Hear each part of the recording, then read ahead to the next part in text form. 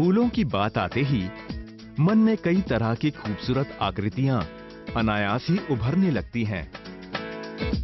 या यूं कहा जाए कि फूल खूबसूरती का पर्याय हैं, तो बिल्कुल गलत नहीं होगा।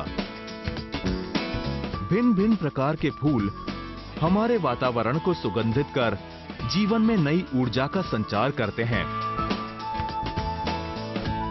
शिशु, किशोर, वयस्क या फिर वृद्ध, फूल सबको समान रूप से प्रिय होते हैं। प्यार, आभार, हंसी, खुशी, सफलता और सहानुभूति जैसे कई मानवीय एहसासों का प्रतीक ये फूल हमारे जीवन का अभिन्न अंग है। प्रकृति की इस बहुमूल्य कलाकृति से हमारा परिचय कराया है हमारे किसान ने, जिसने फूलों को सफलतापूर्वक उगाकर व्यापारिक दृष्टि से गैर परंपरागत खेती का एक नया चलन शुरू किया है, जो ये दर्शाता है कि हमारे किसान खेती को लाभकारी रोजगार बनाकर उन्नति की नई दिशाओं का आगाज कर रहे हैं। भारत जैसे कृषि प्रधान देश के लिए ये एक वरदान की तरह है। आज हम बात करेंगे व्यावसायिक दृष्टि से बहुत ही उपयोगी फूल जो सूरजमुखी परिवार का ही सदस्य है, जिसे हम विदेशी सूरजमुखी या छोटे सूरजमुखी के नाम से भी जानते हैं, जिसकी खेती आज पूरे भारत में व्यावसायिक तौर पे की जा रही है। उसका नाम है जरबेरा।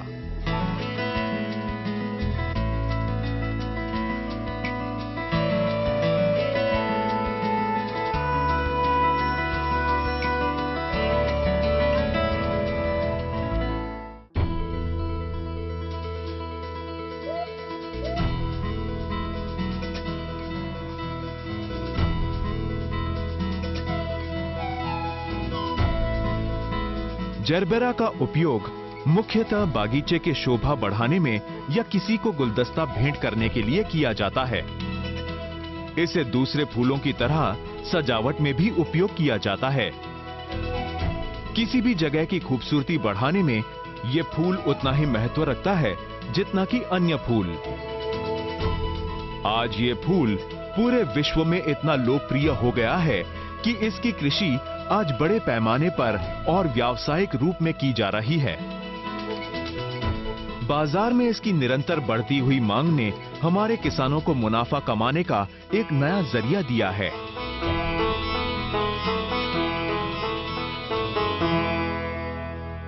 आइए अब हम नजर डालें इसकी खेती करने के तरीके पर। व्यापारिक दृष्टि से जरबेरा को ज्यादातर पॉली हाउस में क्रमबद्ध तरीके से पूरे साल उगाया जाता है। पॉली हाउस के अंदर जरबेरा के स्वस्थ फूलों की प्राप्ति के लिए तापमान और नमी का नियंत्रण में होना बहुत जरूरी है।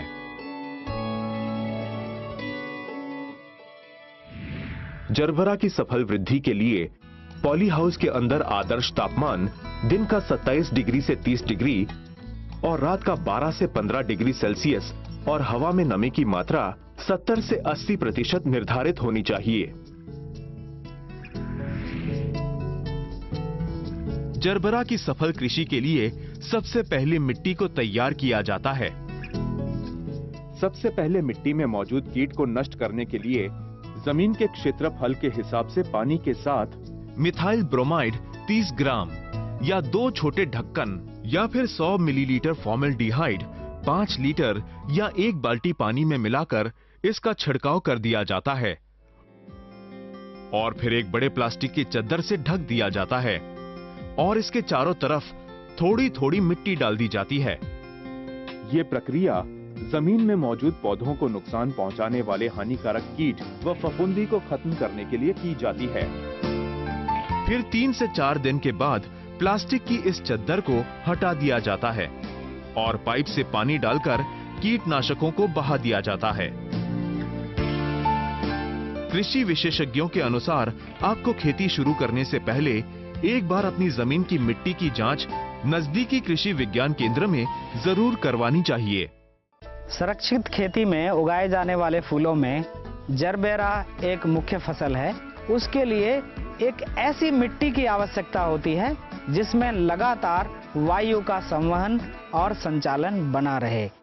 जो मिट्टी है उसका भी चुनाव ऐसा होना चाहिए कि जिसमें रेत की मात्रा यानी कि बलुई दोमट मिट्टी हो और रेत की मात्रा उसमें अधिक हो, जिससे कि मिट्टी भुरभुरी बनी रहे और मिट्टी में पानी के संचयन करने की क्षमता बिल्कुल कम होनी चाहिए। इसके लिए क्यारियों की ऊंचाई जमीन से लगभग आधा मीटर यानी कि 50 सेंटीमीटर ऊंचाई की बनाई जाती हैं, जिससे पौधों में कभी भी आवश्यकता से अधिक सिंचाई होने पर यह पानी निष्कासित होकर बाहर चला जाए और प्राकृतिक रूप से वायु का संवहन मिट्टी में बना रहे। तो मेड़ बनाते वक्त निम्न बातों का ध्यान रखना अति आवश्यक है। पहले जमीन से इसकी ऊंचाई कम से कम 50 सेंटीमीटर या लगभग 1.5 हाथ हो। दूसरा, चौड़ाई 60 सेंटीमीटर या लगभग 2 हाथ होनी चाहिए। तीसरा, एक मेड़ और दूसरी मेड़ के बीच 30 सेंटीमीटर या लगभग 1 हाथ जितनी दूरी हो। इस तरह से पूरे खेत की चौड़ाई को ध्यान में रखते हुए लंबी लंबी मेड़ का निर्माण कर दिया जाता है। जरबरा की पौध को टिश्यू कल्चर की मदद से भी उगाया जाता है। टिश्यू कल्चर एक आधुनिक तरीका है जिससे उगाए गए पौधे से एक जैसे फूलों की प्राप्ति होती है।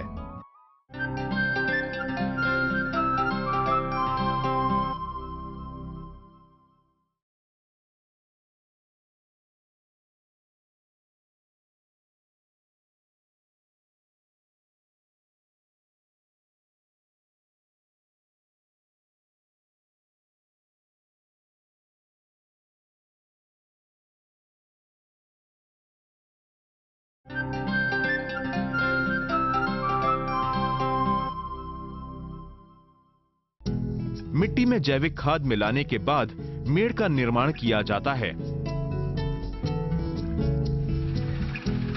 मेड़ का निर्माण करने के लिए आज किसान छोटे ट्रैक्टर जैसा दिखने वाला उपकरण पावर टिलर का इस्तेमाल करते हैं। दूसरी तरफ इस मेड़ पर लगाई जाने वाली पौध की तैयारी की जाती है। जरबरा की पौध को टिश्यू कल्चर की मदद से भी उगाया जाता है। टिश्यू कल्चर एक आधुनिक तरीका है जिससे उगाए गए पौधे से एक जैसे फूलों की प्राप्ति होती है। पहले टिश्यू कल्चर से प्राप्त पौध को एग्रीकल्चरल ट्रे में लगा दिया जाता है। इस ट्रे के खानों में कोकोपीट भरा होता है जो इनके विकास में सहायक होता है। 15 से 20 दिन के बाद इस पौध को और बड़े खानों वाली ट्रे में बदल दिया जाता है। अब नियंत्रित तापमान में इसका विकास शुरू हो गया है। 20 से 25 दिन के अंदर ये पौध तैयार हो जाएगी किसानों के पास जाने के लिए। पौध का रोपण इस मेड़ पर एक समांतर रेखा में किया जाता है। इसको लगाते वक्त इस बात का ध्यान रखा जाता है कि एक पौधे और दूसरे पौधे के बीच की दूरी 30 सेंटीमीटर या 1 हाथ से थोड़ा कम हो।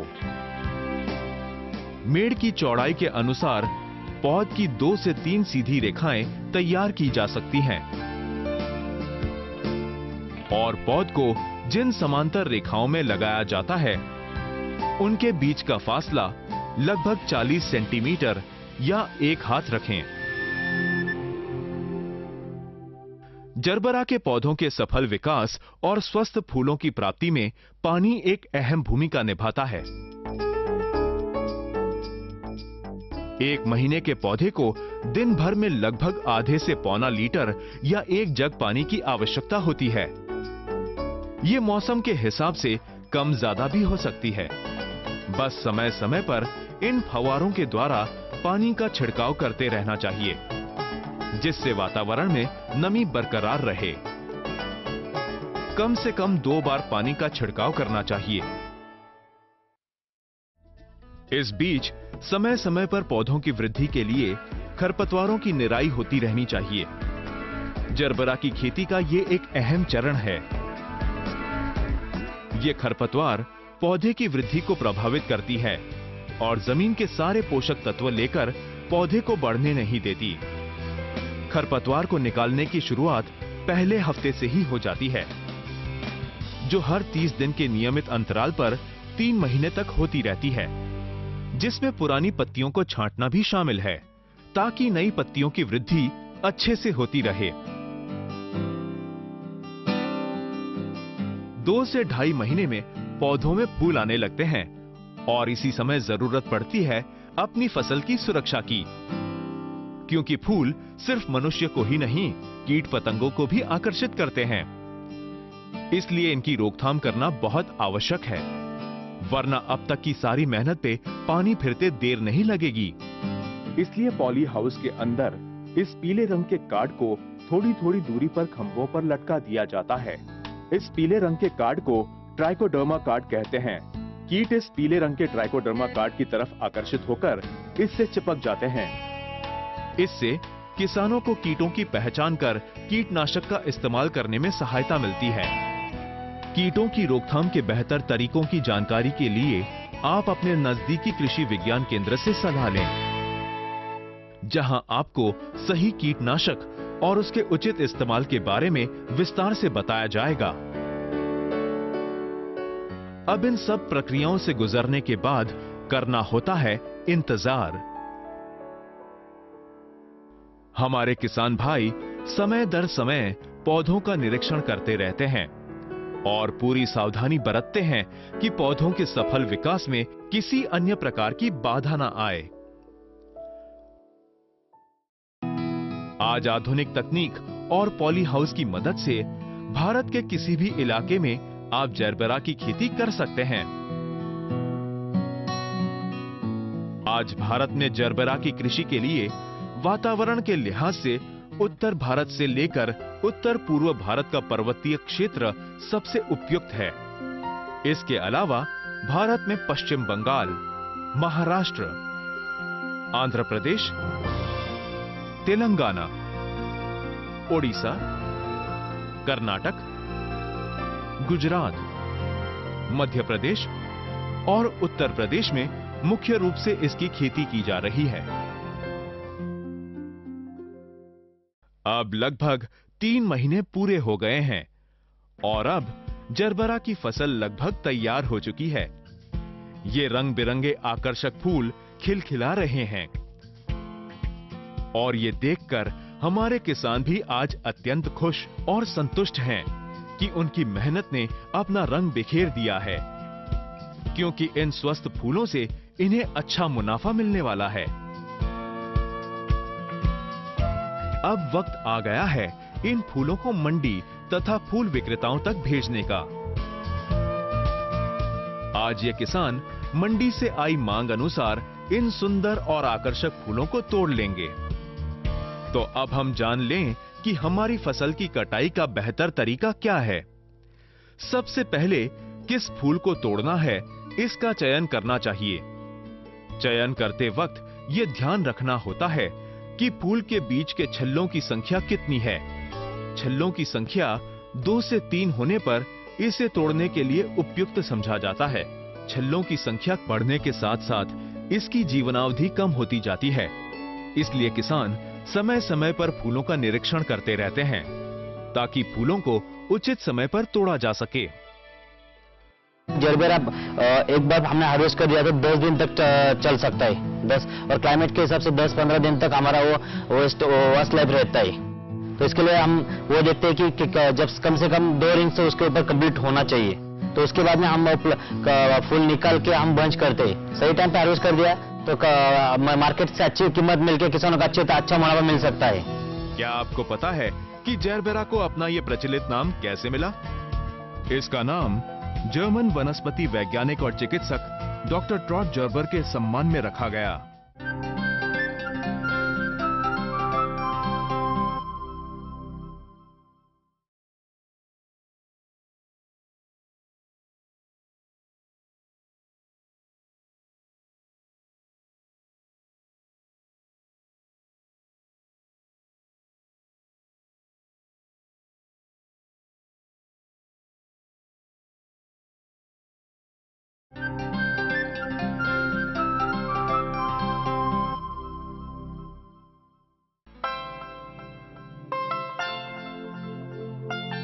फूलों की सुरक्षा के हिसाब से इन्हें तोड़ने का एक खास तरीका है। सही तरीके से खींचते हुए एक हाथ से फूल को डंडी के साथ इस तरह तोड़ लें और दूसरे हाथ पर तिरछा रख लें। फिर जब फूलों का ढेर इकट्ठा हो जाए तो सही आकार की प्लास्टिक की बाल्टियों में इकट्ठा कर लें।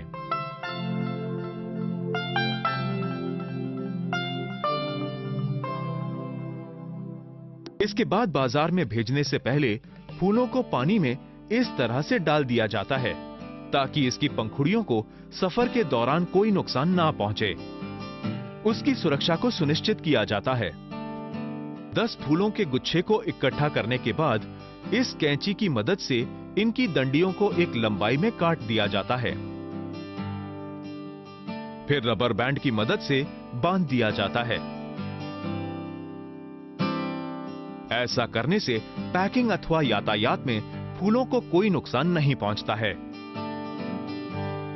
बाजार के लिए सबसे महत्वपूर्ण बात यह है कि जरबेरा के फूल को अगर अनुकूल परिस्थिति में रखा जाए तो ये फूल 8 से 10 दिन तक खिले रह सकते हैं।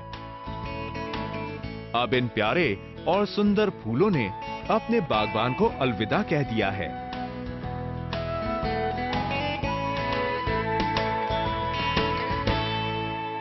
अब बात आती है उत्पादन की।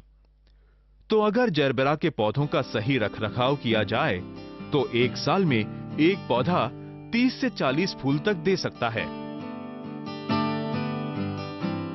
इस हिसाब से प्रति एकड़ 1.5 से 2 लाख फूलों की प्राप्ति संभव है और एक पौधे का संपूर्ण जीवन काल 24 से 30 महीने होता है।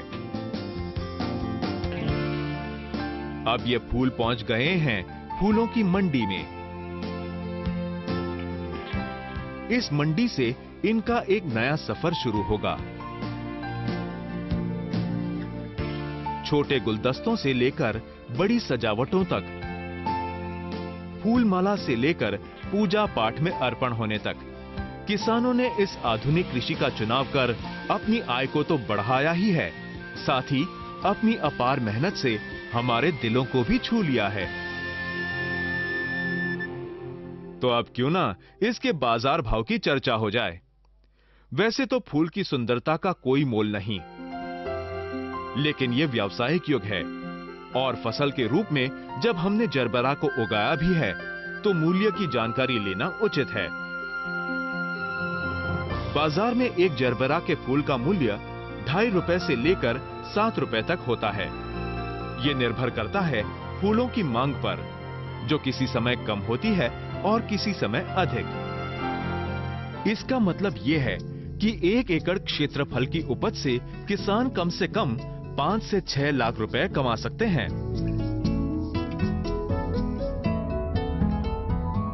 अब हम जान लेते हैं जरबेरा के कुछ रोचक तथ्यों के बारे में। जरबेरा विश्व के 5 सबसे ज्यादा उपयोग होने वाले फूलों में से एक है। जरबेरा दुनिया में फूलों के सबसे बड़े परिवार का सदस्य है। जरबेरा का फूल 7 सेंटीमीटर जितना छोटा भी होता है, जिसे मिनी या लघु जरबेरा कहते हैं। कुछ जरबेरा एक से ज्यादा रंगों के भी होते हैं। जरबेरा जो एक फूल जैसा दिखता है, दरअसल वो कई अलग अलग फूलों का एक गुच्छा होता है। क्या आपको पता है कि जरबेरा को अपना ये प्रचलित नाम कैसे मिला? इसका नाम जर्मन वनस्पति वैज्ञानिक और चिकित्सक डॉक्टर ट्रॉट जर्बर के सम्मान में रखा गया। मूलतः जरबेरा को सबसे पहले स्कॉटलैंड के रॉबर्ट जेमसन नामक व्यक्ति ने 1880 में साउथ अफ्रीका के बार्बिटन क्षेत्र में देखा। उन्होंने इसकी सही पहचान के लिए इसे डर्बिन बोटैनिकल गार्डन को सौंप दिया। वहां से इस फूल के सफर की एक नई शुरुआत हुई। केप टाउन से इंग्लैंड, इंग्लैंड से जर्मनी, जर्मनी से रूस, रूस से अमेरिका होते हुए आज ये पूरी दुनिया में फैल गया है। जरबेरा के रूप में इसको अपना नाम जर्मनी में प्राप्त हुआ। इसका वैज्ञानिक नाम जरबेरा जेमसनी में जरबेरा शब्द डॉक्टर ट्रॉट जर्बर और जेमसनी शब्द रॉबर्ट जेमसन के सम्मान में मिला। जरबेरा को अफ्रीकन गुलबहार बाबरटन डेजी और ट्रांसवाल डेजी के नाम से भी जाना जाता है।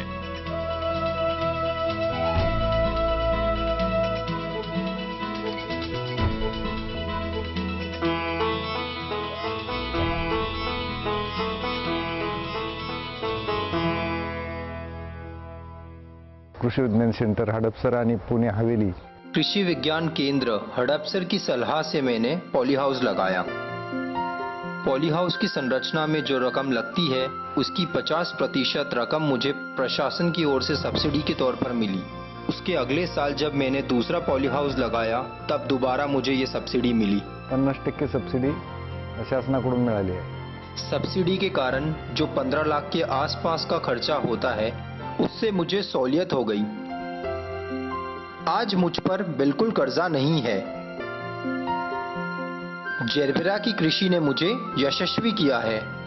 आज म्हणजे फारसं कर्जात नाही, कर्ज फेडण्यात आम्ही थोडंसं यशस्वी झालो। हम एक ऐसे पत्तेदार सब्जी के बारे में बात करेंगे जो आज के दौर में निरोगी काया प्राप्त करने में एक अहम भूमिका निभाती है। ये उगाने में आसान है और इसकी कृषि आज किसानों को अच्छा मुनाफा दिला रही है। हम देखेंगे सलाद वाले पत्तेदार सब्जी लेटिस को।